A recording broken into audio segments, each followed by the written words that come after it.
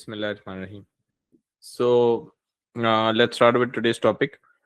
आज हम स्टार्ट कर रहे हैं. हमने जैसे लास्ट क्लास में स्टार्ट किया था वेंसडे को पेपर 2 का सेक्शन 4, जिसमें हमने आर्टिकल्स ऑफ फेथ में बात की थी डे ऑफ जजमेंट की. आज हम शुरू करने जा रहे हैं Allah predestination and decree. Predestination का मतलब होता है जैसे अगर आप उस चीज़ को दिमाग में लाएं जो ईमान मुफस्सिल के 6 अरकान हमें पढ़ाए जाते हैं. आमनतु बिल्लाहि, टू बिलीव इन अल्लाह, व मलाइकतिही, to believe in his angels, व कुतुबिही, to believe in his revealed books, सारी आसमानी किताबें जो उनकी तरफ से भेजी गई. व रुसुलिही, द प्रॉफिट्स, वल यौमिल आखिर, डे ऑफ जजमेंट, वल कद्रि खैरि व शर्रि मिनल्लाहि ताला, चाहिए तुम्हारी मर्जी, वल बासी बादल मौत. और उसके बाद वल कद्र खैर शर मिनल्लाहि ताला means that everything good or bad happens with the will of Allah. Everything has been written, the faith has been written, etc. And वल बासी बादल मौत, के हम मरने के बाद दोबारा जिंदा होंगे, रिजरेक्ट होंगे जिस्मानी हालात में, और डे ऑफ जजमेंट से उसको कनेक्ट किया जाता है. तो मैं लास्ट क्लास में डे ऑफ जजमेंट की बात की थी और आज हम प्री डेस्टिनेशन की बात कर रहे हैं. Beta Manahil, we'll talk about anything that you want to discuss after the class, okay? Anything with regard to administration or outside the topic questions are entertained after the class. So 9 o'clock पे आप पूछेंगे तो we'll get back to you with regards to that. तो हम बात कर रहे हैं आज, अभी से इस टॉपिक पे ध्यान दो for the next 50 minutes and then after 9 o'clock you can ask any question if you have missed certain classes. So what does the statement, यहाँ pre-dest, तो हम आज किस्मत, fate, destiny, why me, मेरे साथ ये ऐसा क्यों होता है, जैसे हिंदू हजरात के अंदर होता है हाथों की लकीरें एक्सेट्रा. तो Muslims are not supposed to believe in the हाथों की लकीरें etcetera, but the fact that there is a किस्मत, there is a fate, FATE, a destiny written by God, this is an idea which is also found in Islam. तो destination का मतलब होता है आपकी फाइनल मंजिल. तो उस मंजिल का पहले से ही तायन हो जाना, उस मंजिल का पहले से ही डिसाइड हो जाना, ये कहलाता है प्री डेस्टिनेशन. तो अल्लाह ने सब कुछ लिखा हुआ है. एंड डिग्री होता है अल्लाह ताला का हुक्म, अल्लाह ताला का ऑर्डर, अल्लाह ताला की मर्जी, अल्लाह ताला की इजाजत. तो हम इस स्टेटमेंट को देखते हैं और उसके बाद फिर आगे चलेंगे. सवाल हमारे पास ये आया, व्हाट डज द स्टेटमेंट ला हौला वला कुव्वता इल्ला बिल्लाह, देयर इज नो एबिलिटी और power except through Allah, tell you about Muslim belief in अल्लाह's प्रीडेस्टिनेशन एंड डिग्री. तो ये ला हौला वला कुव्वता, there is no ability or power, illa billah, except through Allah, tell you, ये कोई भी ताकत, एबिलिटी और पावर अल्लाह के बगैर नहीं आ सकती. ये आपको Allah predestination and decree के बारे में क्या बताती है. Destination predestined, predecided by Allah, and decree के बारे में क्या बताती है. Decree means order, permission of Allah. तो आप सबसे पहले इसको 4 पैराग्राफ्स में डिवाइड करेंगे. If I were you, I would have definitely write this down into somewhere, into a notebook और something like that, so that I can remember what was taught in the class. Okay, so let's talk about that. Okay, so सबसे पहले आप बताएंगे introduction and story of pen. Haris ji तक आप para 3 देखेंगे तो इंशाल्लाह you'll get your answer. Let's start off and try to discuss what do I mean by this concept, but I need your complete attention. आपको कुछ भी समझ नहीं आएगा टॉपिक से रिलेटेड, सो आप चैट विंडो में इसको उसी वक्त मुझे रोकेंगे तो मैं उस चीज को 2 या 3 अलग अलग जावियों या एग्जाम्पल से एक्सप्लेन करूंगा. ठीक है. सो हम सबसे पहले पैरा 1 की तरफ जा रहे हैं. पैरा 1 की तरफ जाने से पहले क्या आपको पता चल गया कि हम किस सवाल को एड्रेस कर रहे हैं, कौन से सेक्शन को एड्रेस कर रहे हैं. पार्ट ए एड्रेस हो रहा है, 10 मार्क का है, 350 to 500 words, 18 minutes, 3+ paragraphs. Part A is test your knowledge. Do you exactly know what we are trying to address so that I can start off my lecture after that?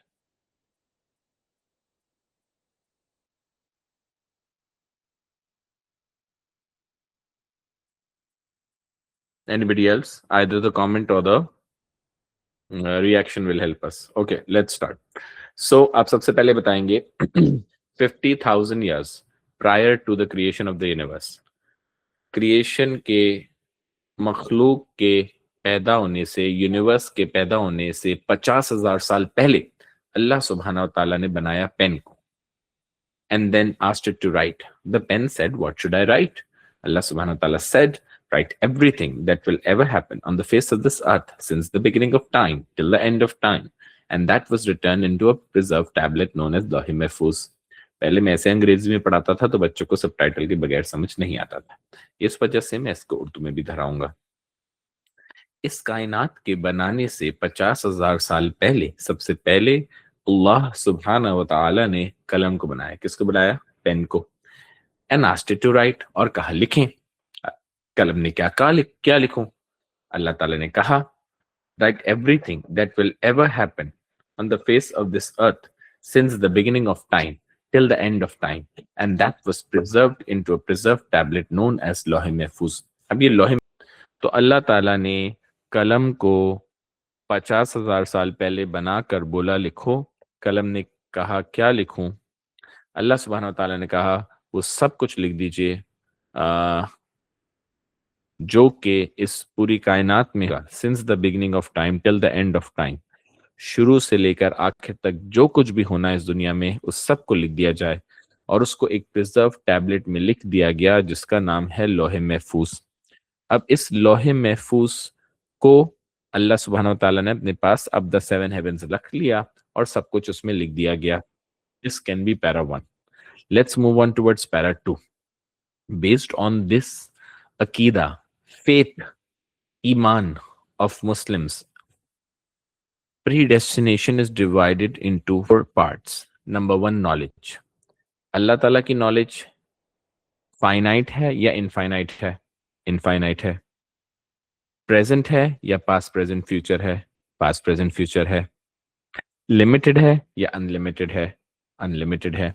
तो based on the never ending knowledge of Allah, first component को आपने explain किया, अल्लाह ने अपनी knowledge और wisdom के basis पे pen को बोला लिखो, और पेन ने हर चीज को लिख दिया। दूसरी चीज अल इल्म के बात आती है अल किताबत। अल किताबत का मतलब every single thing in that preserve tablet was written by the pen, big और स्मॉल, सीन और अनसीन, बिग और small, seen or unseen, or the pens have written and the inks have dried, la mubaddila li kalimatillah, अल्लाह के लिखे हुए कलिमात तब्दील नहीं होते। Pen ने लिख लिया, इंक ड्राई हो गई, अब उसमें कोई चेंजेस नहीं होंगी। तीसरा कंपोनेंट अल मशीयत, हर चीज जो कि उस टैबलेट में, उस लौह महफूज में लिखी गई, वो सब अल्लाह की मर्जी और इजाजत से लिखे गया। मर्जी और इजाजत से लिखा गया। एक पत्ता भी टूट नहीं सकता without the permission of Allah, और मैं आपके सामने एक दफा भी पलक को नहीं झपक सकता without the permission of Allah. Fatima, you can go ahead, and if it is a query related to the topic you can definitely ask, उसमें आप ना घबराइएगा प्लीज। हम बात कर रहे थे तीसरे कंपोनेंट की, कि हर चीज जो कि उसके अंदर लिखा गया, विल और मर्जी, वो अल्लाह ताला की मर्जी और इजाजत से लिखा गया। और चौथी चीज कहलाती है creation. Allah is the creator of all actions. हम बात कर रहे थे क्रिएशन की, कि अल्लाह ताला is the creator of all actions good and bad, मगर अल्लाह ताला ने हमें फ्री विल दिया हुआ है कि हम उस फ्री विल के बेसिस पे अपने एक्शंस का इंतखाब करें। मगर अल्लाह ताला ने अच्छी चीज़ें बनाई हैं हमें अपने मिशन में फैसिलिटेट करने के लिए, और अल्लाह ताला ने बुरी चीज़ें बनाई हैं हमें टेस्ट करने के लिए। Are talking about the 4 components of predestination: knowledge, I think, will, creation, क्योंकि अल्लाह ताला के पास पास्ट, प्रेजेंट और फ्यूचर की नॉलेज है। अल्लाह ताला ने बेस्ड ऑन दैट सब कुछ लिख दिया। जो कुछ लिखा गया वो सब कुछ लिखा जा चुका है, सूख चुका है, और अल्लाह के लिखे हुए कलिमात तब्दील नहीं होते। नंबर 3, जो कुछ उस पर लिखा गया वो अल्लाह की मर्जी से लिखा गया। एक पत्ता भी अल्लाह की मर्जी के बगैर टूटता नहीं, और मैं अपनी आंख को एक दफा भी झपका नहीं सकता without the permission of Allah. और चौथी चीज है क्रिएशन। अल्लाह ताला is the creator of good actions and bad actions, although the choice is given to us to select those actions based on that. अब इससे हम आगे बढ़े, इससे पहले हमें सबसे क्रिटिकल बात की बात करनी पड़ेगी, एंड दैट इज कि अगर अल्लाह ने सब कुछ लिख दिया है, everything second by second is written by God, whatever will ever happen, तो फिर या तो ये बात दुरुस्त होगी कि अल्लाह ने सब कुछ लिखा हुआ है, या फिर ये बात दुरुस्त होगी कि मेरे पास चॉइस है। क्योंकि अगर इस क्लास के फारिग होने के बाद आप जो हैं वो किसी मिसाल के तौर पर आप अपने स्कूल से निकले ब्रेक टाइम में, और ब्रेक टाइम में आपने किसी बच्चे को गाली निकाली, तो ये तो आपके नसीब में लिखा हुआ था कि आपकी सुबह 10:50 पे ब्रेक होगी और आप निकलेंगे और आप एक बच्चे को कोई बैड वर्ड इस्तेमाल करेंगे। तो फिर मेरे पास फ्री विल कैसे हुई? हम तो बचपन से ही सीखते हुए आ रहे थे और हमने कुरानिक पैसेज 11 में भी रिवाइज किया कि अल्लाह ताला ने हमें खलीफा और लीडर ऑन अर्थ बनाया है। क्यों? इंसानों को खलीफा और लीडर ऑन अर्थ क्यों बनाया है? क्योंकि इंसान के पास नॉलेज भी है और फ्री विल भी है। फ्री विल का मतलब ये होता है, चॉइस का मतलब ये होता है कि अगर किसी एंजल को बनाया गया है अल्लाह को सजदा करने के लिए, तो वो 24 घंटे अल्लाह ताला को सजदा करता रहेगा और उसके पास फ्री विल नहीं है सजदा ना करने की। मगर इंसान के पास फ्री विल है, चॉइस है कि वो सजदा करे या सजदा ना करे, और अपने चॉइसेस के इंतखाब के बेसिस पे ही उसको डे ऑफ जजमेंट में परखा जाएगा कि उसने अच्छी चॉइसेस का इंतखाब किया या उसने बुरी चॉइसेस का इंतखाब किया। तो अब सवाल ये पैदा होता है कि अगर हर चीज अल्लाह ताला ने लिखी हुई है, तो फिर मेरे पास फ्रीडम ऑफ चॉइस कहाँ गई? अगर मैं यहाँ से बाहर निकलूंगा और अपने दोस्त को गाली दूंगा, तो ये तो मेरे नसीब में लिखा हुआ है। अगर मेरे नसीब में लिखा हुआ है तो चॉइस कैसे हुई? और अगर चॉइस है तो फिर आप ये क्या स्टोरी सुना रहे हैं कि अल्लाह ने सब कुछ लिख दिया है? ये दोनों बातें अपनी जगह दुरुस्त हैं और आपस में टकरा नहीं रही। इस चीज को समझाने में अब मुझे 10 मिनट लगेंगे, तो आप सारी डिस्ट्रैक्शंस को छोड़ दें, सारे स्मार्टफोन्स को छोड़ दें और सिर्फ यहाँ ध्यान देंगे, किसी सोशल मीडिया ऐप को ध्यान नहीं देंगे। तो हम आपसे ये बात कर रहे हैं कि अल्लाह ने सब कुछ लिखा हुआ है और आपकी फ्री विल भी कॉम्प्रोमाइज नहीं है। कैसे? हमारे यहाँ ओ लेवल्स आईजीसीएसई इस्लामियात में एक कॉन्सेप्ट होता है फोरकास्ट और प्रेडिक्टेड ग्रेड्स का। आप इमेजिन करें कि ये जितने स्टूडेंट्स मेरी क्लास में भी बैठे हैं 30-40, ये मेरे स्कूल के स्टूडेंट्स हैं। मैं एक फुल टाइम टीचर हूँ, मैं रोजाना आपकी अटेंडेंस लेता हूँ और मंडे टू फ्राइडे आपके डबल पीरियड्स लेता हूँ इस्लामियात के, और आप ग्रेड 10 में हैं और मैं आपको सीआई की तैयारी करवा रहा हूँ। In the course of time आप मेरे पास रजिस्टर्ड स्कूल के स्टूडेंट्स हैं, तो मैंने आपको तकरीबन 20 असाइनमेंट्स दिए, 20 असाइनमेंट्स दिए, 5 मंथली असेसमेंट्स दिए, एक मिड टर्म एग्जाम आपका लिया, और मिड टर्म एग्जाम के बाद प्री मॉक आपका लिया और एक फाइनल मॉक लिया। और अगस्त से लेके मार्च तक मैंने आपको ये जितनी चीजें दी थी, 20 असाइनमेंट्स के मार्क्स एक एक्सेल शीट में लिखे, उसके अलावा 5 मंथली टेस्ट के मार्क्स आउट ऑफ 20 एक एक्सेल शीट में, उसी में आपका रिकॉर्ड मेंटेन किया, मिड टर्म एग्जाम जिसमें पेपर 150 मार्क्स का था, पेपर 250 मार्क्स का था, फिर प्री मॉक और मॉक। और अब मेरे पास आपकी इतनी सारी एंट्रीज आ गई हैं मार्क्स की। Based on that we are suppose to make a predicted grade जो हम मार्च के लास्ट वीक में बनाते हैं, और उसके बाद फिर हम उसको सीआई को भेज देते हैं, कैम्ब्रिज को भेज देते हैं। फिर आपका एग्जाम होता है 24 अप्रैल को और आपका एग्जाम होता है 5 मई को। और 24 अप्रैल और 5 मई को जो आपका एग्जाम होता है, पेपर 1 एंड पेपर 2 जो इस साल होगा, उसमें आपके पास पेपर आता है। अब जब वो पेपर आता है तो अब मैं चैट विंडो वापस खोल रहा हूँ, अगर आप लेक्चर के अलावा कोई बात नहीं करेंगे तो मुझे कुछ सवालात पूछने हैं ताकि वहां तक मैं आपको स्टोरी में साथ लेके चलूं और आप हैंग ना हो जाए।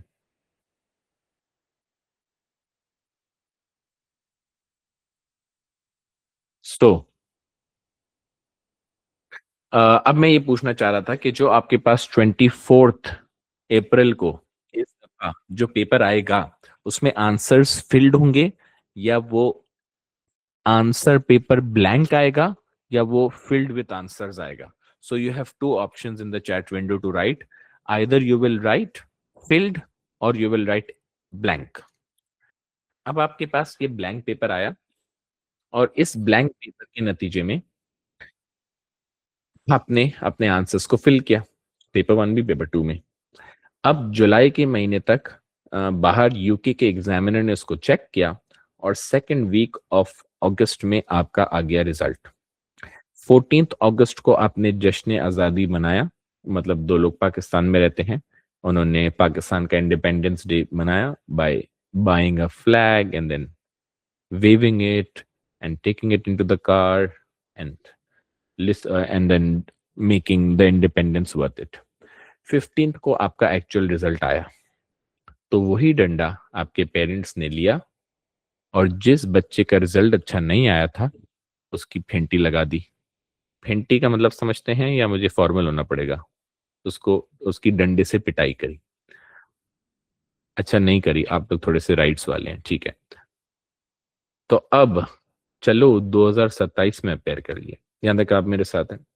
तो अब जो आपका एक्चुअल ग्रेड आएगा, मिसाल में हम यहां तक पहुंचे थे कि मार्च के अंदर स्कूल का टीचर, मैं आपका स्कूल का टीचर, और मैंने जो है वो आपका रिजल्ट सीआई को प्रिडिक्टेड और फोरकास्ट ग्रेड के फॉर्म में भेजा, और 15 अगस्त को आपका एक्चुअल ग्रेड और रिजल्ट आया।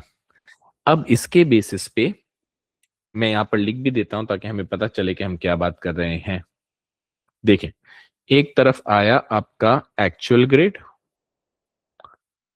और एक तरफ आपका आया प्रिडिक्टेड ग्रेड। प्रिडिक्टेड ग्रेड, आपके ख्याल में there can be two possibilities. Option number 1 या 2 का आपने इंतखाब करना है, and there is nothing else. Option 1 and option 2। Option 1 says कि मैं 7 आउट ऑफ 10 ग्रेड्स सही प्रिडिक्ट करने में कामयाब हो जाऊंगा। यानी जो एक्चुअल ग्रेड 15 अगस्त को आया था और जो 25 मार्च को मैंने ग्रेड प्रिडिक्ट किया था, उसमें मैंने दोनों एक्सेल शीट्स बना ली, जिसमें एक जगह मैंने कॉलम बनाया एक्चुअल ग्रेड का, एक जगह प्रिडिक्टेड ग्रेड्स का, और दोनों ग्रेड्स को मैच किया। तो ऑप्शन नंबर 1 ये कहता है कि मैं 7 आउट ऑफ 10 ग्रेड्स सही प्रिडिक्ट कर पाऊंगा, और ऑप्शन नंबर 2 ये कहता है कि मैं 3 आउट ऑफ 10 ग्रेड्स सही प्रिडिक्ट कर पाऊंगा। तो आपने किसी एक ऑप्शन का इंतखाब करना है। तो कैन यू टेल मी कि आपके ख्याल में कौन सा ऑप्शन आप ऑप्ट करोगे? कितने ग्रेड्स में सही प्रिडिक्ट कर पाऊंगा, 7 या 3? 7 आउट ऑफ 10 मैंने सही प्रिडिक्ट कर लिया होगा, या 3 आउट ऑफ 10? इसका मतलब ये कि जो ग्रेड मैंने प्रिडिक्ट किया था उसमें और एक्चुअल ग्रेड्स में कोई फर्क ना हो, ये कितने टाइम्स पॉसिबल होगा आउट ऑफ 10? 7 या 3? Option 2, realistically 3। 2 people have volunteered, अभी 30 पीपल क्लास के अंदर मौजूद हैं। 3, ऑप्शन 2।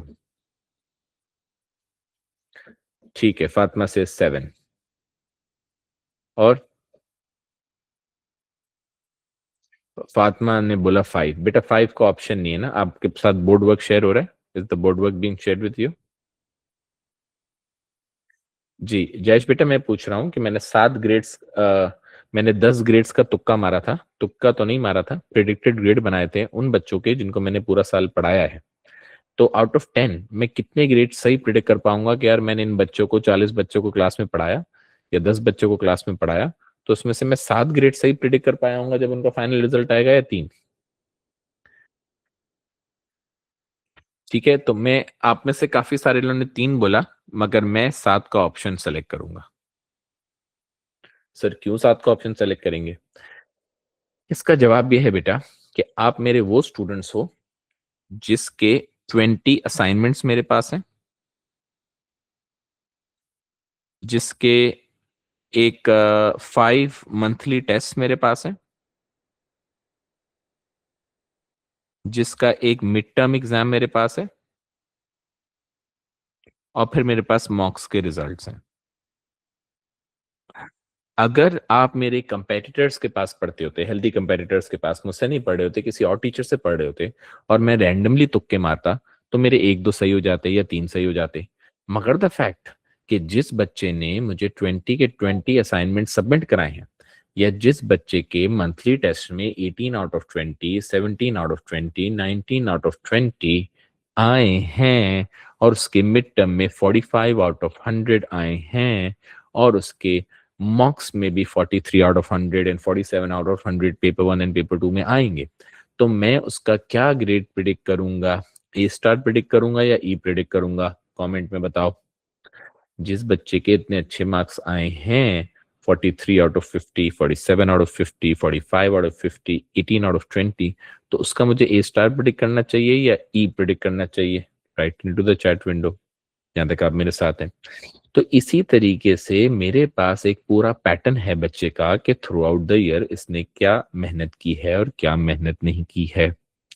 एक सवाल जो है वो क्योंकि टॉपिक से रिलेटेड आया है, बेसिक क्वेश्चन, सिली क्वेश्चन, मगर मैं बिल्कुल नाराज नहीं हो रहा क्योंकि ये टॉपिक तकदीर का बच्चों को मुश्किल लगता है। ठीक है, तो मैं इसको बताता हूँ क्या बेटा। मॉक एग्जाम होता है फाइनल एग्जाम से पहले।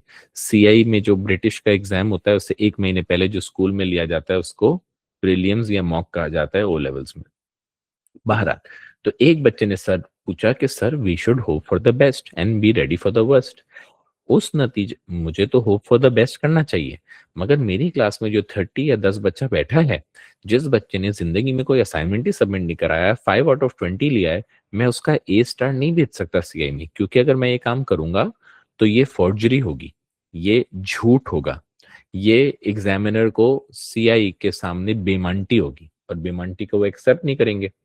तो इस वजह से मैं हल्का सा तो जेनरस हो सकता हूँ कि यार ये बच्चा अभी बी ले रहा है तो ये आगे जाके ए ले लेगा, एक महीने में आखिरी में अप्रैल में मेहनत करके, यानी वो तो मुझे लगता है कि ये इतनी एफर्ट कर लेगा। मगर I can't be dishonest and disloyal to the profession by saying something which is factually not possible because it has not been possible in the last 20 assignments in the midterm in the exam. समझ रहे हैं मेरी बात? तो I have to be fair as well, I can't be dishonest. यहाँ तक आप मेरे साथ हैं? अब हम चलते हैं आगे, क्योंकि मैं कमेंट पढ़ने के लिए मैं ऊपर चला गया था। अच्छा, अब चलते हैं आगे। तो अब जिन 7 बच्चों के मैंने सही ग्रेड प्रिडिक्ट किए होंगे, क्योंकि मेरे पास एक पूरा डेटा था, डेटा एनालिसिस हुआ, और डेटा एनालिसिस के बाद मैंने अपनी नॉलेज का, डिसीजन मेकिंग का, विजडम का इस्तेमाल किया और 7 बच्चों के सही ग्रेड प्रिडिक्ट किए। लेकिन क्या मेरे सही ग्रेड प्रिडिक्ट करने की वजह से उनका ये रिजल्ट आया है? आया ना? मेरी प्रिडिक्शन की वजह से उनका ए ग्रेड आया? नहीं। यहां तक आप क्लियर हो? क्योंकि यहां पर बच्चा फंसता है।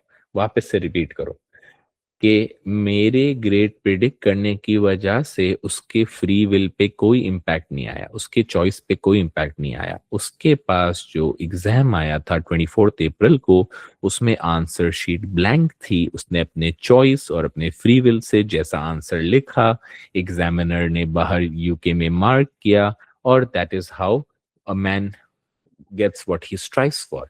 इंसान को वही मिला जिसने इसकी तगोदो की, जितना एफर्ट उसने लगाया, जितना आंसर उसने लिखा, जितना अच्छे तरीके से अपने आंसर को लिखा। समझ आ गई बात?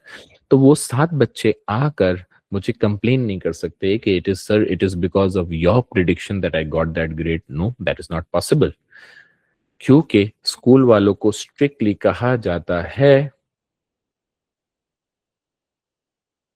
आई एक्सप्लेन दैट ना, इसको आहिस्ते आहिस्ते। अभी तक जहां मैं एग्जाम, अभी तक मैं प्रिडिक्टेड ग्रेड तक लेके आया हूं, तो उसको वहीं तक रखना। अभी तक हुजैफा तुम मेरे साथ हो, जिसके अंदर मैंने बताया कि भाई जो उसने काम किया था वही उसका रिजल्ट आया, और मेरे प्रिडिक्शन से उसके ग्रेड पे कोई फर्क नहीं आया।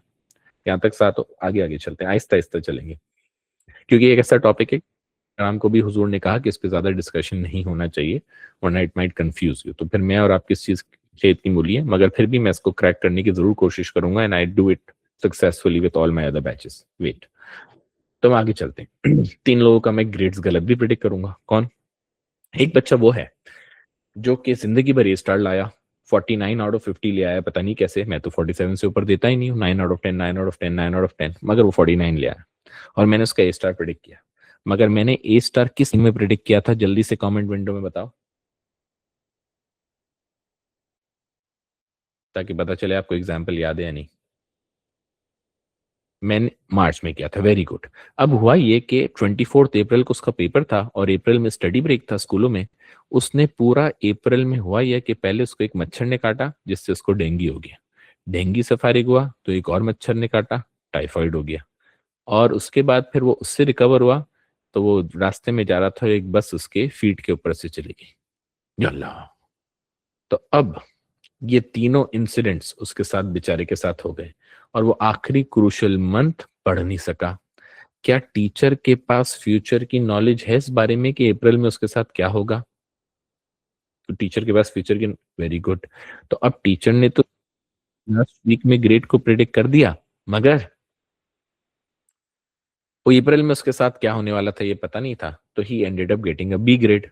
अब ये तो मुझे पता नहीं था, तो मैंने उसका गलत ग्रेड प्रिडिक्ट कर दिया। यहां तक आप मेरे साथ हैं?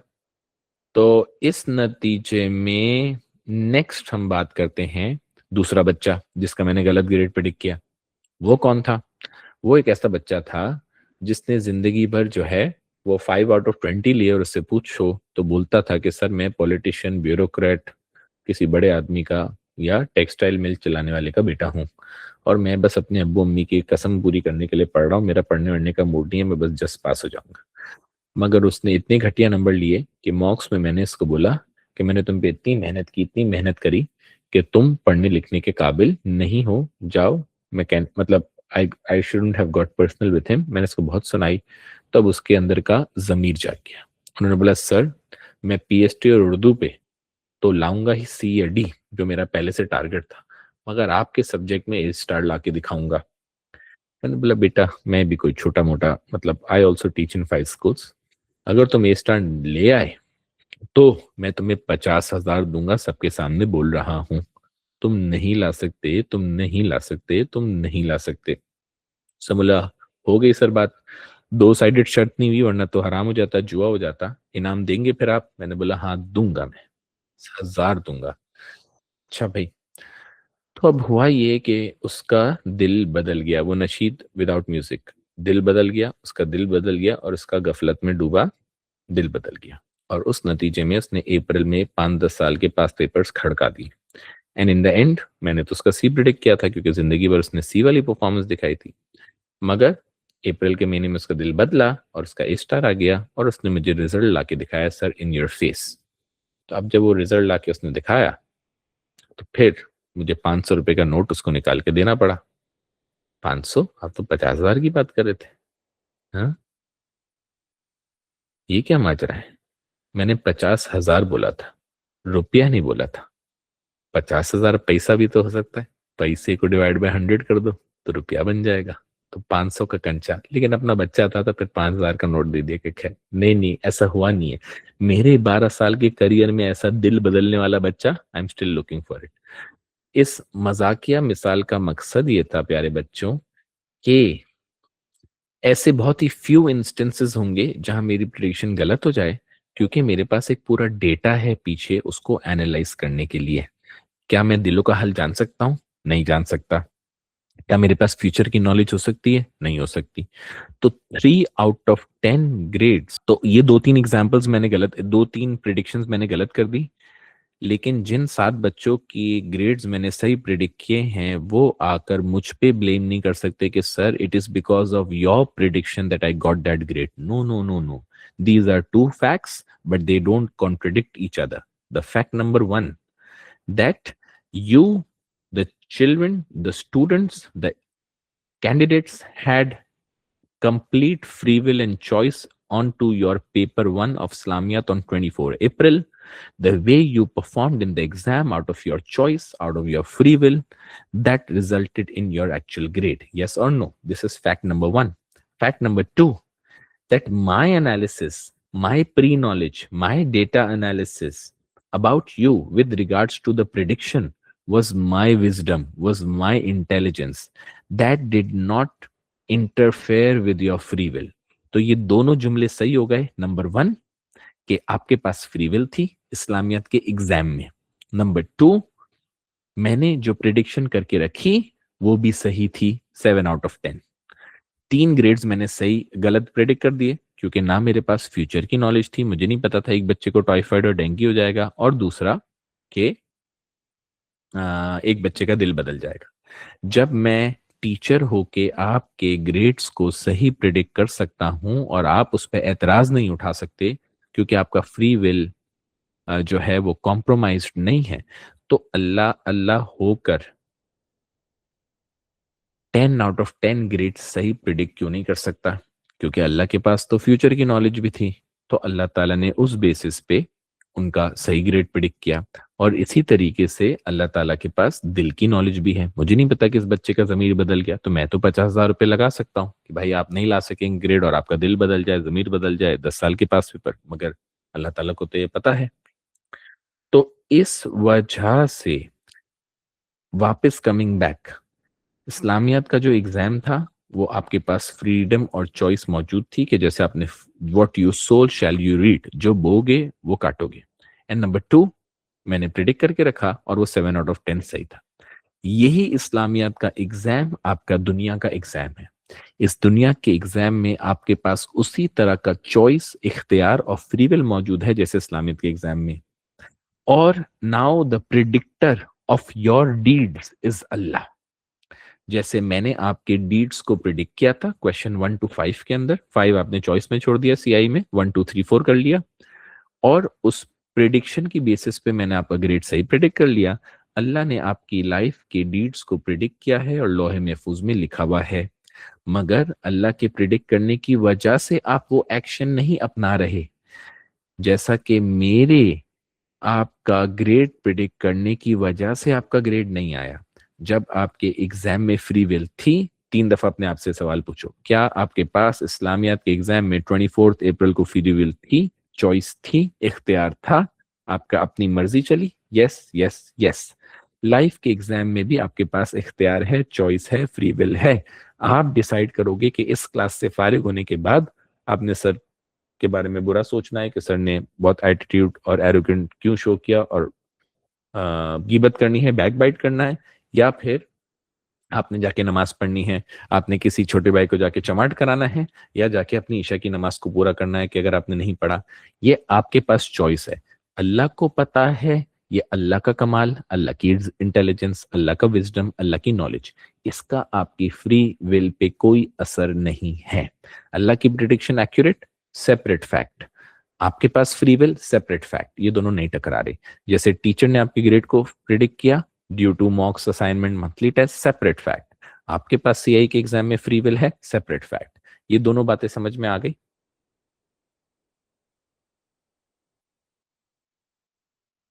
देखो, मैंने भी जब मार्च के महीने में प्रिडिक्ट किया, अब हुसैफा का सवाल बिल्कुल पर्टिनेंट टू द क्वेश्चन है, तो मैं टॉपिक है तो मैं इसका जवाब दे रहा हूँ। But sir, if it is already predicted then it is already written, then how would watch reels instead of पढ़ाई, so do we have a choice? वापस चलते हैं। मुझे ये बताओ, मैंने मार्च में जो ग्रेड प्रिडिक्ट किया था वो तुम्हारे एग्जाम से पहले किया था या नहीं किया था?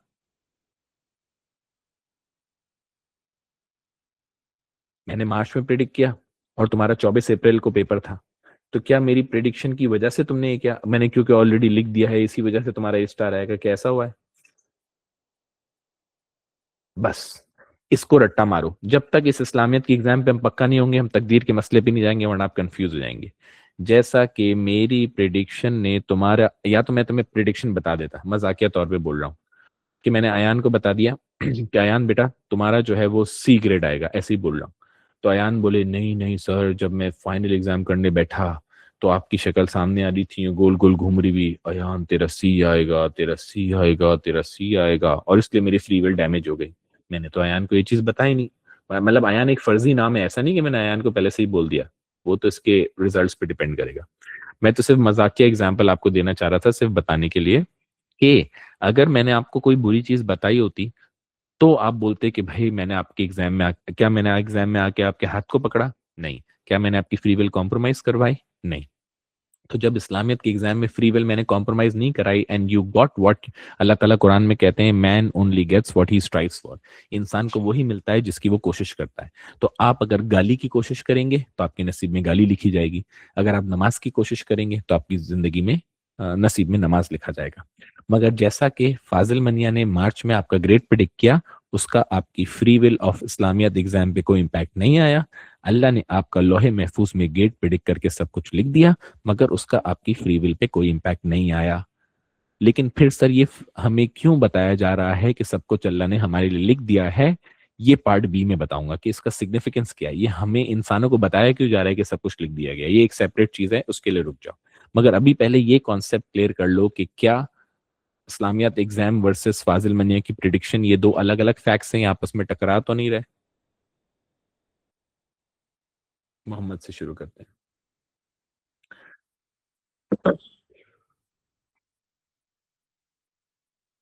वापस से, future is already decided but if you do, बेटा अभी उसको छोड़ दो, पैरा 3 पे हम नहीं आए, वेट फॉर पैरा 3, ठीक है?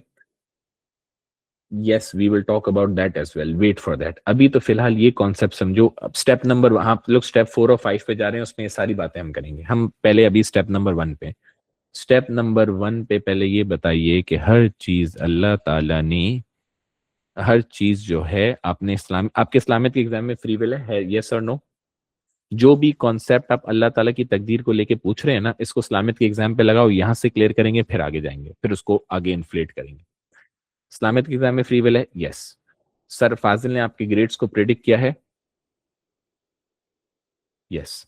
क्या इन दोनों का आपस में टकराव है? क्या मेरे प्रिडिक्ट करने की वजह से आपका ग्रेड आया है? नो। जब मैं इंसानों के सही ग्रेड प्रिडिक्ट कर सकता हूं, तो अल्लाह अल्लाह के सही ग्रेड प्रिडिक्ट क्यों नहीं कर सकता लाइफ का, एग्जाम का? मैंने तुम्हारा क्वेश्चन 1 2 3 4 में आके हाथ पकड़ा? नहीं। फ्री विल थी, मैंने प्रेडिक्ट किया, ये मेरा कमाल है।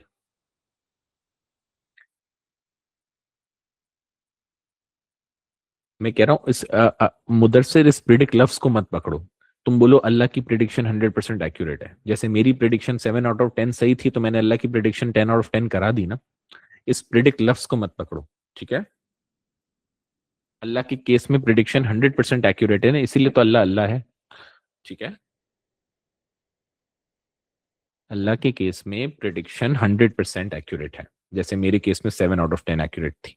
और फिर मैंने बताया कि अल्लाह इसको 100 आउट ऑफ 100 कैसे एक्यूरेट कर सकता है। मैंने दो कुरान की आयत हवाला लेने के लिए ही आपको ये दो मजाकिया एग्जाम्पल दी। पहली वाली ये टाइफॉइड प्लस डेंगी प्लस पैर के ऊपर से बस का गुजर जाना। तो मेरे पास फ्यूचर की नॉलेज नहीं है टीचर के पास, अल्लाह के पास है फ्यूचर की नॉलेज। अल्लाह ने उस प्रिडिक्शन को भी सही कर लिया। अब हम चलते हैं दिल बदलना। Allah knows what you reveal and what you hide inside your heart, हमने पैसेज 11 में पढ़ा था। तो अब वो दिल बदलने वाली बात भी मैंने इसको मजाकिया 50,000 से आपको एक्सप्लेन करने की कोशिश की। डू रिमेंबर द 50,000 वाली सवाल एग्जाम्पल? तो अल्लाह के केस में 100% एक्यूरेसी हो गई, खत्म हो गई बात, प्रिडिक्शन इज 100% एक्यूरेट, ठीक है? चलो अब हम आगे चल रहे हैं। अब सवाल ये पैदा होता है कि सर अगर हर चीज लिखी हुई है तो फिर हम दुआ क्यों मांगे? हमारी तकदीर में तो सब लिखा हुआ है। एक हदीस जोड़ लो और, कि जब एक बच्चा 4 महीने का माँ के पेट में होता है, तो एक एंजल को जिम्मे लगाया जाता है कि वो उसका रिस्क लिखता है, कितना उसकी जिंदगी में उसको रिस्क मिलेगा। बट टू उसकी उम्र लिखता है, उसकी एज लिखता है, उसका नेक बख्त या बदबख्त होना लिखता है, और उसका जन्नत जहन्नम, इस तरीके की चीज लिखी जाती है। 3 मुझे कंफर्म याद है वैसे, आउट ऑफ 4। तो ये सब कुछ अगर लिख दिया जाता है तो दुआ मांगने का क्या फायदा बेटा? स्पाउस भी लिख दी जाती है, इस वजह से हमें एनजाइटी का शिकार होने की जरूरत नहीं है। तो अब आगे चलते हैं चेंजेबल और नॉट चेंजेबल तकदीर की तरफ। पहली चीज ये, चेंजेबल तकदीर क्या होती है? ये वाला सवाल अभी दुआ का होल्ड करके रखना, फिर मैं तुम्हें बताऊंगा मैं क्या कहना चाह रहा था। तो ठीक है। तो अब तो अगर हम दुआ करेंगे, उस दुआ करने से ये होगा कि हमारी तकदीर पे पॉजिटिव इंपैक्ट आएगा। अच्छा, अगला सवाल पैरा 3 पहले डिस्कस करेंगे, फिर इस दुआ वाले चैप्टर पे भी आते हैं कि सर अगर हर चीज लिखी हुई है, तो फिर ये चेंजेबल और नॉट चेंजेबल तकदीर का क्या कॉन्सेप्ट है? फॉर अल्लाह एवरीथिंग इज तकदीर मुबरम, नॉट चेंजेबल। अल्लाह के पास जो लिखा है वो सब कुछ अब द 7 हेवंस लिखा हुआ है, लेकिन इसका इल्म सिर्फ खुदा के पास है, अल्लाह ने एंजल्स को भी नहीं दिया। इसकी मिसाल ऐसे ले लो कि जब इब्राहिम अलैहिस्सलाम, अच्छा, हजरत लूत अलैहिस्सलाम की कौम सेम जेंडर रिलेशनशिप्स में पड़ गई थी। The boys used to get along with the boys and the girls used to get along with the girls in terms of marriage. लूत अलैहिस्सलाम ने उनको समझाने की कोशिश करी कि अल्लाह ताला ने आदम अलैहिस्सलाम को, अल्लाह ताला ने जो है वो एडम एंड ईव को बनाया था, एडम एंड स्टीव को नहीं बनाया था। And it is unnatural and it goes against the population growth norms etcetera.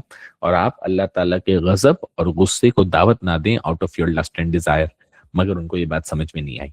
Finally जब अल्लाह ताला ने उन पे आजाब नाजिल करने का फैसला किया, बस्ती को, एंजल्स को भेज करके वो बस्ती को अपसाइड डाउन पलटेंगे या पहले पत्थरों की बारिश होगी एक्सेट्रा, तो फिर इब्राहिम ने हाथ उठाने की कोशिश करी। इब्राहिम अलैहिस्सलाम is one of the grandfathers ancestors of लूत अलैहिस्सलाम, कि आप इनको थोड़ी और मोहलत दे दें।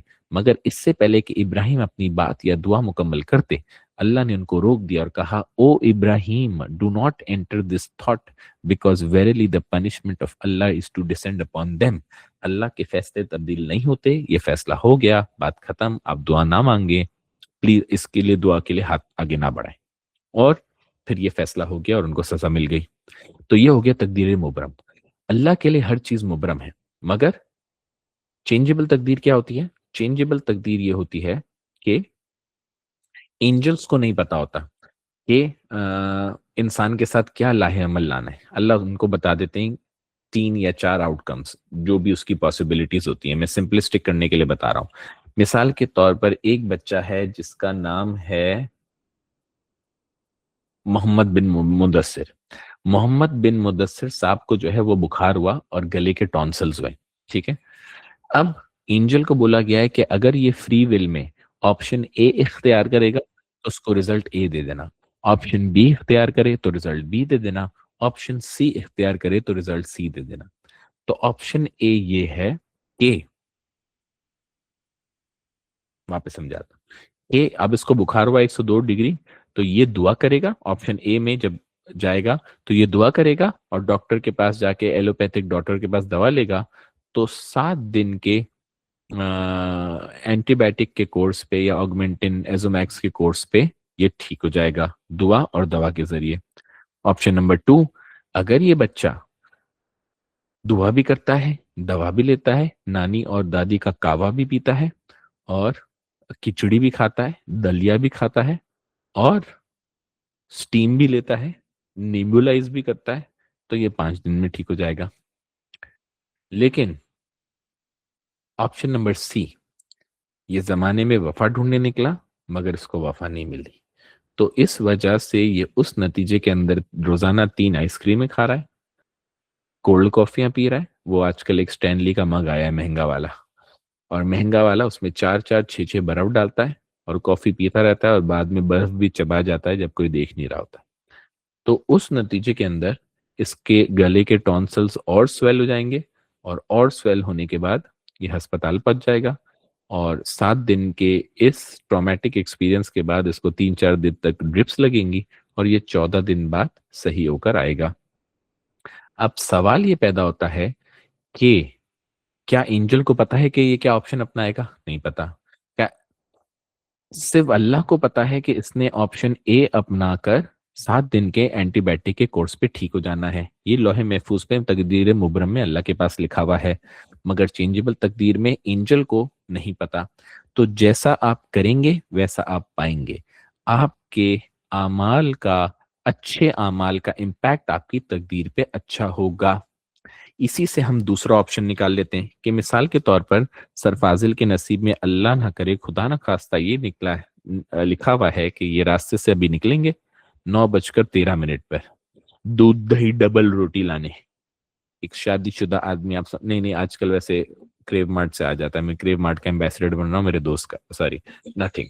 तो अब वो निकलते हैं, सामने से एक शरारती लड़का रॉन्ग में आ रहा है तेजी से स्पीड पे, पहले उसने डोनट बनाए 2-3, और फिर वो अचानक से रॉन्ग में आने लगा, और आने के नतीजे में उसने सर फाजिल के साथ फुल टक्कर मार दी, हेड ऑन कोलिशन, और सर फाजिल का हेड जो है वो विंडस्क्रीन पे जाके लग गया। ये है ऑप्शन ए। मगर हमने हदीस का तो मफहूम सुना है, ये ऑप्शन ए था कि अगर फाजिल साहब ऐसा होने वाला है 9:15 पे। मगर ऑप्शन बी ये था कि हुजूर सल्लल्लाहु अलैहि वसल्लम की हदीस का मफहूम है सदका बलाओं को टालता है, सदका बलाओं को। तो फाजिल साहब ने नीचे उतरते वक्त 9:13 पर एक फकीर को पैसे दिए, जो शरई फकीर था, मेकअप आर्टिस्ट नहीं था, तो उस नतीजे में वो बला टल गई। अब उसी तरीके से 9:15 पे गाड़ी टक्कर मारने आ रही थी, मगर आखिर में एंजल ने उसका स्टीयरिंग मोड़ दिया और वो मेरा साइड मिरर तोड़ते हुए चली गई। अगर ऑप्शन सी, फाजिल साहब ने 1,000 रुपए दिए होते, तो अब जब वो गाड़ी आ रही होती तो मेरी गाड़ी टार्जन की तरह नीचे से चली जाती, मेरा एक्सीडेंट नहीं होता। वाह, ये कैसे? तो ये ऑप्शन ए बी सी समझ में आ गया। तो अल्लाह ताला को पता है कि फाजिल ने 100 रुपए दे के साइड मिरर तोड़वाना है 9:15 पे, और वो मुबरम में लिखा हुआ है, मगर ना इस बारे में फाजिल को पता है और ना इस बारे में एंजल को पता है। फाजिल जितने अच्छे अमाल करता जाएगा उसकी तकदीर में, ऑप्शन ए था कि डायरेक्ट विंड स्क्रीन पे लग जाएगा मेरा सर, मैंने कोई पैसे नहीं दिए ना, गरीब को पैसे देंगे तो बलाएं हट जाएंगी, वरना फिर बलाएं नहीं हटेंगी। समझ गए? तो नहीं, वापस से स्टॉप, यहाँ तक मेरे साथ चलें, आगे चलते हैं। तो अब सवाल, तो फिर सर दुआ से तकदीर बदलती है? बेटा अल्लाह को तो तकदीर मुबरम में लोहे महफूज में पता है क्या होने वाला है, मिनट मिनट का, सेकंड सेकंड का, till the day of judgment. मगर क्या आपको पता है कि आपके नसीब में क्या लिखा हुआ है? नहीं। क्या मुझे पता है कि मेरे नसीब में लिखा हुआ है? नहीं। तो मैंने हर दिन अपने नसीब के पेपर को वाइट समझना है, ब्लैंक समझना है कि इसको मैं या तो गाली से भरूं, रिश्वत से भरूं, या नमाज से पढ़ूं, माँ बाप की फरमाबरदारी से भरूं, लोगों के काम आके भरूं। तो जैसे मैं मैक्सिमम एफर्ट करता जाऊंगा, हो सकता है अल्लाह ने मेरे तकदीर में लिखा हो कि ईशा की नमाज के बाद ये बच्चा 3 महीने, 3 मिनट तक, 10 मिनट तक, 12 मिनट तक दुआ मांगेगा तो इसकी तनख्वाह जो है वो ₹1,00,000 की जगह 5 लाख हो जाएगी। रिस्क तो 4 महीने पहले, चौथे महीने जब माँ के पेट में बच्चा होता है वो लिख दिया गया है, मगर आपको इस रिस्क का नहीं पता। तो आपने यही समझना है कि मैंने माउंटेन ऑफ गोल्ड और इनफाइनाइट रिस्क अल्लाह से मांगना है। जितना मिल गया वो मेरे नसीब में था, जितना नहीं मिला वो आखिरत के दिन ले लेंगे, मगर माउंटेन ऑफ गोल्ड से कुछ कम तो मांगना है ही नहीं, इनफाइनाइट रिस्क अल्लाह ताला से मांगना है। जहां तक समझ आ रही है बात? तो दुआ आपने करते ही रहना है, करते ही रहना है, क्योंकि हो सकता है लिखा हो कि ये बंदा 3 दफा दुआ करेगा तो चौथी दफा में इसकी तनख्वाह बढ़ जाएगी। तनख्वाह तो ऑलरेडी लिखी हुई है कि पूरे 60 साल आपको क्या मिलेगी मरने से पहले तक, मगर आपको ये नहीं पता कि किस फॉर्म में मिलेगी। तो इसलिए आप दुआ करोगे तो आपकी जिंदगी में इसका अच्छा इंपैक्ट आएगा। पैरा 4, आखिरी बात ये कि ह्यूमंस अपने एक्शंस का इल्जाम तकदीर पे नहीं लगा सकते कि क्योंकि अल्लाह ने मेरे नसीब में गाली लिखी थी तो मैंने गाली दी, अगर नहीं लिखी होती तो नहीं होती। ऐसा नहीं है। आपके पास चॉइस है, आपके पास फ्री विल है, जैसे इस्लामियत एग्जाम के अंदर थी कि आप अगर जैसा एग्जाम देना चाहते हैं वो आप दे सकते हैं। तो इस वजह से अपने एक्शंस को किस्मत के ऊपर डालने की जरूरत नहीं है। जिंदगी भर आप ना पढ़ें, होम असाइनमेंट्स ना करें, गूगल क्लासरूम को फारिग छोड़ दें, और फिर आप साल के आखिर में बोले मेरा सी ग्रेड आया, बस अल्लाह ने नसीब में रखा था, हम अल्लाह की रजा में राजी। ऐसा नहीं होता। If you are failing to plan, you are planning to fail. वाह वाह वाह, वापस से, if you are failing to plan, you are planning to fail. यहां तक आपको समझ में आ गया? अब कोई सवाल है तकदीर से रिलेटेड तो पूछो, वरना फिर हम पार्ट बी पे आएंगे। सर दिस इज कंफ्यूजिंग, अगर हमरा हमरा अंजाम कंफर्म है तो चूज कैसे करें? जैसा कि इस्लामियत एग्जाम, अगर मेरा आपका अंजाम मुझे पता है इस्लामियत एग्जाम का, तो क्या आप इस्लामियत एग्जाम नहीं ऑप्ट करेंगे? आप 0 लेके आ जाएंगे, सर ने तो कर ही दिया होगा, ऐसा तो नहीं करेंगे ना। You will do your best. तुम ये पूछो कि अल्लाह ताला ने अपने पास लिख के प्रिडिक्शन करके रखी क्यों, इसका क्या फायदा, ये हम पार्ट बी में डिस्कस करेंगे। मगर कॉन्सेप्ट वाइज तुम्हें समझ आ गया कि तुम्हारी फ्री विल इम्पैक्टेड नहीं है? अगर नहीं समझ आ रहा, go back to the Islamiyat exam. ठीक है ब्रो, मौत इज कंफर्म, पर हाउ इज इट? ये भी अयान बेटा, ये भी कंफर्म है कि मौत किस तरह आएगी, मगर अब समझने में कॉम्प्लिकेटेड लगेगा, मगर that is how it is. Sir if something is already written and it is bound to happen, then why make it a difference by our actions? वापस से go back Manahil, if I have predicted your grade in March, why are you giving the exam in May? I ask you this question. If I have predicted your grade in March, why are you giving the exam in May?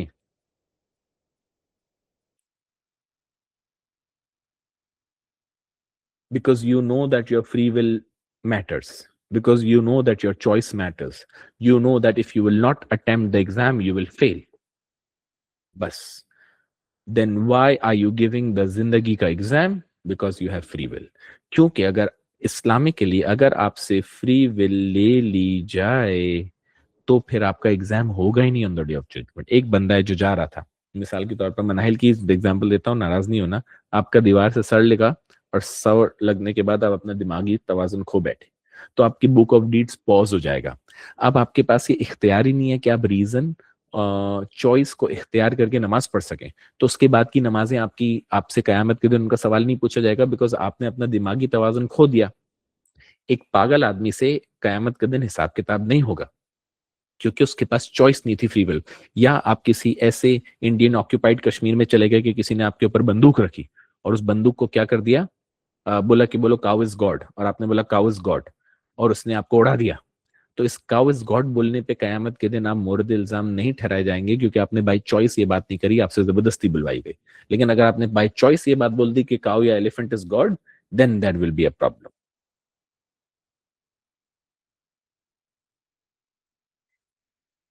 आज का तुमने class कब join किया? क्योंकि मैंने तुम्हारा comment अभी देखा है, अगर तुमने आधा घंटा लेट ज्वाइन किया तो मैं वापस नहीं समझा पाऊंगा, क्योंकि मुझे पार्ट बी भी समझाना है। चलो एक काम करते हैं, क्योंकि बहुत सारे बच्चे लेट ज्वाइन करते हैं, अब मैं क्या कर सकता हूँ, सेकंड टाइम में थोड़ी सख्ती करेंगे। तो अब मैं इसका पार्ट बी समझा देता हूँ, और उसके बाद फिर जो बच्चा जाना चाहे, I take 5-7 minutes extra today. और उसके बाद फिर जो इंडिविजुअल क्वेश्चन पूछना चाहेगा, मैं आधा घंटा पौना घंटा जरूर बैठूंगा, क्योंकि तकदीर का मसला बच्चे को तंग करता है। फिर मैं क्या कहते हैं, वॉइस खोल के और आपके सवाल का जवाब 1-on-1 भी दूंगा। I will stay longer than plan today, so don't worry. But for the part B complete कर लें, ताकि हमारा ये सबक कंप्लीट हो जाए। तो इससे हमारी जिंदगी में क्या तब्दीली आएगी, let's talk about that. Number 1, इससे हमारी जिंदगी में ये तब्दीली आएगी कि success will not make us arrogant, success will not make us. इसकी मिसाल ऐसे ले लो कि जब इस्लामिया का एग्जाम पूरे पाकिस्तान में 50,000 बच्चे देते हैं ना, तो उसमें कोई एक कैंडिडेट होता है जो कि टॉप इन द वर्ल्ड लेता है, जिसे हम बोलते हैं डिस्टिंक्शन। तो अब जब आपकी डिस्टिंक्शन आएगी तो it will not make you arrogant. Why? Because आप एक नॉर्मल अबव एवरेज स्कूल में पढ़ने वाले बच्चे थे, और आप कराची ग्रामर से पढ़ने वाले नहीं थे। आप एचिसन कॉलेज लाहौर, जिसे सारे पॉलिटिशियंस के बच्चे पढ़ते हैं, इमरान खान और दीगर अदर एमएनएस के, MNS themselves have studied from Aitchison college. तो वहां से किसी बच्चे की डिस्टिंक्शन नहीं आई। मगर आप कि पूरे 50,000 बच्चों में आप एक बच्चे थे जिसका टॉप इन द वर्ल्ड आया, तो सक्सेस आपको एरोगेंट नहीं बनाएगा। आप ग्रेटफुल होगे, थैंक यू अल्लाह, आपने से मेरी तकदीर में लिख दिया, thank you so much, thank you so much and thank you so much. Number 2, failure does not make you permanently sad. तो अगर आपकी जिंदगी में कोई लॉस आता है, loss of a loved one आता है, तो आपको इनिशियली रोना आता है, आप रोएंगे भी, आपको रोना भी आएगा, मगर उसके बावजूद आप परमानेंटली सैड नहीं होंगे। इसकी मिसाल आप ऐसे ले लें कि हुजूर सल्लल्लाहु अलैहि वसल्लम से ज्यादा नेक इस दुनिया में कोई नहीं हो सकता, ये तमाम सेक्ट्स के मुस्लिम मानते हैं, तमाम मसलक के मुसलमान मानते हैं। अल्लाह के बाद हमारे लिए सबसे बड़ी हस्ती हुजूर हैं, अल्लाह के हबीब हुजूर हैं। मगर हमने देखा कि एक ही साल के अंदर पहले 3 साल की उन्होंने भूख और प्यास की जिंदगी गुजारी, जिसका मतलब होता है सोशो इकोनॉमिक बॉयकॉट ऑफ बनु हाशिम। जब यहाँ से बाहर निकले तो एक ही साल में उनके केयर टेकर फादर और उनकी वाइफ बीबी खतीजा का इंतकाल हो गया। जब किसी के फादर का इंतकाल होता है तो उसको रोना आता है कि उसमें उसके ऊपर से उसकी छत चली गई, उसके ऊपर से उसका साया चला गया, उसके ऊपर केयर करने वाला, उसको वार्मथ, उसको अपने से आगे देखने वाला चला गया। मगर उसके बाद जब उसको रोना आता होगा तो वो आदमी अपने वाइफ से शेयर करता होगा, और वो वाइफ कॉन्फिडेंट जो खजूरें लेके जाती थी गारे हिरा में ऊपर उनके पास, शी ऑल्सो पास्ड अवे।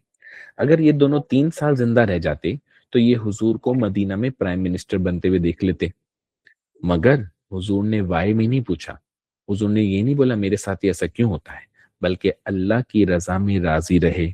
तो ये अकीदा हमें ये सिखाता है कि अगर आपसे कोई चीज ले ली जाए, माल के एतबार से, जान के एतबार से, नेमत के एतबार से, सेहत के एतबार से, तो इसमें कोई ना कोई बेहतरी है। It was meant to happen that वे।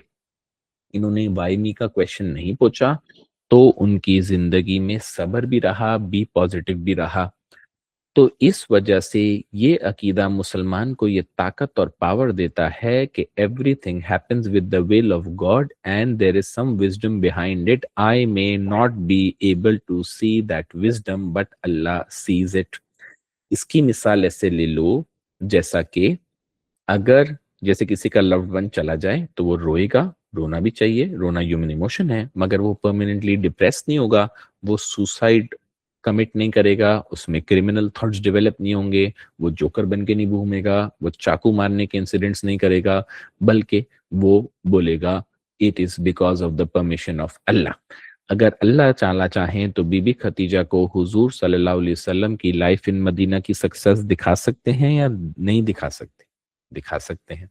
तो ये अल्लाह ताला के अपने मामलात हैं कि अल्लाह ताला ने बीबी खतीजा को हुजूर के इतने स्ट्रगलिंग फेज में उनके साथ रखा, मगर उनके लीडर बनने वाले फेज में उनके साथ नहीं रखा। अल्लाह के नबी ने वायमी नहीं पूछा। अल्लाह के नबी ने बोला, ए अल्लाह, मैं तेरी रजा में राजी, और उस वजह से दिल में इत्मीनान आ गया और सोने में आसानी हुई। अगर एक बंदा वायमी वायमी करके ही घूमता रहेगा तो फिर वो क्रिमिनल, सुसाइडल, ड्रग्स की तरफ चले जाएगा, और रात में सोने से पहले उसको एंटी डिप्रेसेंट्स और नींद की गोली खानी पड़ेगी, मगर होगा ही जो अल्लाह चाहता है। और ऑन दी अदर हैंड, अगर वो ये समझ लेगा कि सब कुछ लिखा हुआ है, अल्लाह ने अपनी मर्जी से लिखा है, अल्लाह ताला मुझसे ज्यादा जानता है, अल्लाह का हिकमत मुझसे ज्यादा है, तो वो ऑल इज वेल बोल के आगे बढ़ जाएगा। कुछ समझ में आ रहा है या नहीं आ रहा है? ये पार्ट भी समझ में आ गया? तो ये अकीदा हमें ये समझाता है कि success does not make you arrogant, whereas. नहीं समझ में आया? चलो फिर मुझे अपनी मिसाल ये थोड़ी सी क्लास लंबी हो जाएगी। मैं असल में प्रोफेशनली पीएचडी वालों को तंग नहीं करना चाहता, लेकिन फिर अब क्या करें, दिस इज अ क्रिटिकल टेढ़ा टॉपिक। और कुछ बच्चों ने कमेंट कर करके, चले वापस से देखते हैं। देखें, मैं आपको ये मिसाल देता हूँ कि मिसाल के तौर पर अपनी मिसाल दे देता हूँ, ठीक है? तो अब आप ये समझ लें कि हम लोग टोटल 3 भाई हैं। मेरे 2 बड़े भाई हैं और एक मैं सबसे छोटा। मेरे 7 साल बड़े हैं मुझसे भाई, सबसे बड़े वाले, और दूसरे भाई जो हैं वो मुझसे 2 साल बड़े हैं। तो I was the most pampered baby on the house. तो हुआ ये कि आज से 10 साल पहले 1 अप्रैल 2016 को हम लोग सो रहे थे। मेरी अम्मी ने हमको खटखटाया। We used to live on the same floor. और मेरी अम्मी ने हमें खबर दी कि मेरे अब्बू जो हैं वो फर्स्ट फ्लोर से फजर पड़ने के बाद नीचे गिर गए हैं। हमने उनको सीसीटीवी कैमरा में बाद में देखा कि उनको हम 6:08 पर खान हॉस्पिटल, जो कराची का सबसे बेहतरीन हॉस्पिटल है, वहाँ लेके गए। और 6:12 या 13 तक ही was pronounce dead on arrival. और 6:27 पे उनका डेथ सर्टिफिकेट हमारे पास था। तो हुआ ये था कि जब वो गैलरी से नीचे गिरे तो नीचे पानी की मोटर थी, वहां से उनका सर, ये वाला जो हिस्सा जो मैं मार्क कर रहा हूँ, ये सर का हिस्सा उनका वहां से टकराया और डायरेक्टली इंस्टेंटली डेथ हो गई। तो 1 अप्रैल की डेट थी। तो ये न्यूज़ फैली। तो जब ये न्यूज़ फैली तो उस लोगों ने हमसे पूछा नहीं, but some people of the opinion की कोई घटिया मजाक तो नहीं है, अप्रैल फुल्स डे तो नहीं मनाया जा रहा इस भोंडे तरीके से। मगर that actually changed my life upside down. From being an industrialist का बेटा, from being a printing press के ओनर का बेटा, we had to go through some painful procedures, because हम 3 भाई थे, हम तीनों की वाइफ्स थी। We had one kitchen in the house, फिर उस एक किचन से दूसरा किचन बना, फिर दूसरा किचन से तीसरा किचन बना। इनफैक्ट लिटरली तीसरा किचन हमने अपनी गैलरी में बनाया। और उसके बाद फिर हमारे अंदर कोई चीज़ें सॉल्व कराने वाला नहीं था, क्योंकि अब्बू तो एक गाली या एक स्ट्रिक्ट अल्फाज बोल के हमें चुप करा देते होंगे। तो उसके बाद फिर एक बहुत ही पेनफुल प्रोसीजर आया।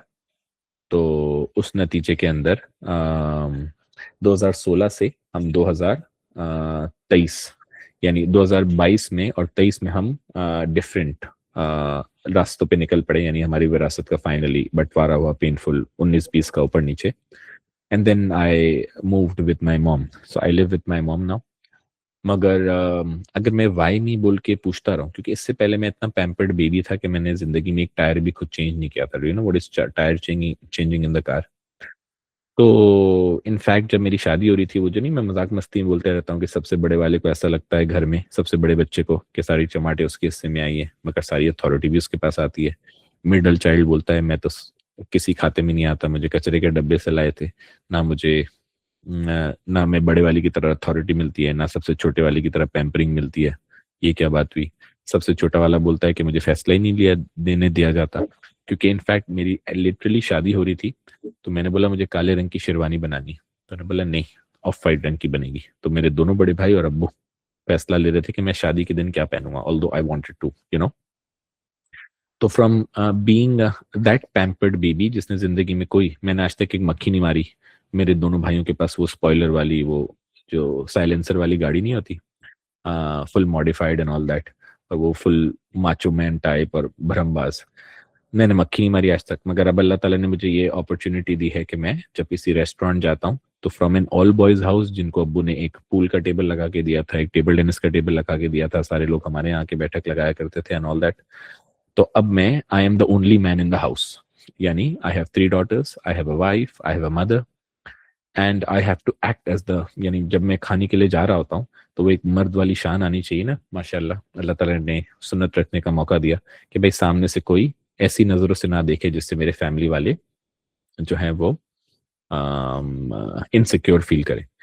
तो ये, और मैं जब आज से 5 साल पहले पास हो, मेरे पास गाड़ी थी उस वक्त, तब तो एक बहुत बेहतर गाड़ी आ गई, तो मैं 2020 में गया पाकिस्तान टूर पे, रोड ट्रिप पे, अपनी बेटियों और वाइफ को लेके उस जमाने में।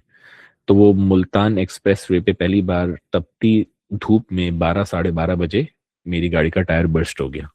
एंड इमेजिन द सिनेरियो कि that was the first time कि मैंने अकेले विदाउट एनी हेल्प जो है वो, नहीं गाड़ी कुछ उल्टी उल्टी नहीं, बस मुझे पता चल गया फटी है, मैंने साइड पे लगाई और फिर मैंने खुद बैठ के टायर चेंज किया। तो अल्लाह ताला ने आपको रोल में डेवलप किया। तो अगर मैं बैठ के रो, no amount of crying can bring my father back. मैं रोता रहा हूँ, रोता रहा हूँ, रोता रहा हूँ, रोता रहा हूँ, रोता रहा हूँ, अरे मेरे साथ ऐसा क्यों हुआ, 2011 में मेरे दादा का इंतकाल हुआ, 2013 में नाना का इंतकाल हुआ, 2016 में वालिद का इंतकाल हुआ, तो मेरे वालिद जल्दी क्यों चले गए, मेरे दोस्तों के वालिद तो जिंदा हैं, मेरे वालिद जिंदा क्यों नहीं है। I still need that pampering and all, why do I have to act as the man of the house. एक वाइमी वाला सिलसिला ये है, और दूसरा सिलसिला ये है कि अल्लाह ने मेरे वालिद की एज लिखी हुई थी माँ के पेट में 4 महीने पे, तो no amount of worrying can bring my father back. मैं ज्यादा से ज्यादा, जैसे इस साल अपनी वालदा को हज करा के आया, मैं ज्यादा से ज्यादा उनके पैर दबा सकता था, उनको खाने पे ले जा सकता था, क्योंकि ओल्ड एज लोगों के तो किसी के दांत गिरने लगते हैं, किसी की नी रिप्लेसमेंट होती है, किसी का कोई मसला होता है, आप उनको आधा घंटा पैम्पर कर सकते हो, इससे ज्यादा तो पैर दबा सकते हो, और क्या कर सकते हो, कुछ फाइनेंशियली दवाइयां ला के टाइम पे दे सकते हो, फ्रूट्स ला के दे सकते हो, और क्या कर सकते हो। लेकिन इसको मैंने पॉजिटिविटी में कैसे बदला, जो मैंने पॉइंट नंबर 2 लिखा है कि मेरी केयर से मेरे अब्बू निकल कर आ गए अल्लाह की केयर में। तो क्या अल्लाह की केयर ज्यादा बड़ी है या मेरी केयर ज्यादा बड़ी है? बेशक अल्लाह की केयर ज्यादा बड़ी है। तो इस वजह से no amount of worrying can change your past.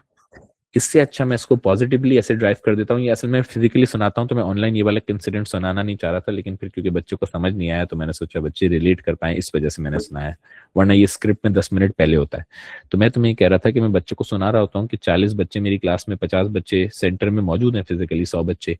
तो from being that pamper baby, Allah ने मुझे मौका दिया कि मैं 100 बच्चों को पॉजिटिवली इंस्पायर कर रहा हूँ, उनको वाई मी या सेल्फ हार्म या सुसाइड से बचाने के लिए कदम उनको मोटिवेशन दे रहा हूँ। और मेरे अब्बू मुझे टैप एट द बैक कर रहे हैं, अल्लाह ताला ने उनकी रूह को भेज दिया है कि देख, जिसको तू बगैर टायर का पंचर को बनाते हुए छोड़ के आया था, वो अब कितना डेवलप हो गया है।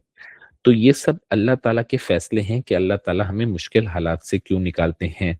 एक और हदीस इसके साथ जोड़ लो, हुजूर ने फरमाया जब एक कांटा भी, एक प्रिक ऑफ अ हॉर्न, एक कांटा भी बंदे को पैर में चुभता है, वो भी उसकी गुनाहों के कफारे और उसकी दर्जात की बुलंदी का जरिया है।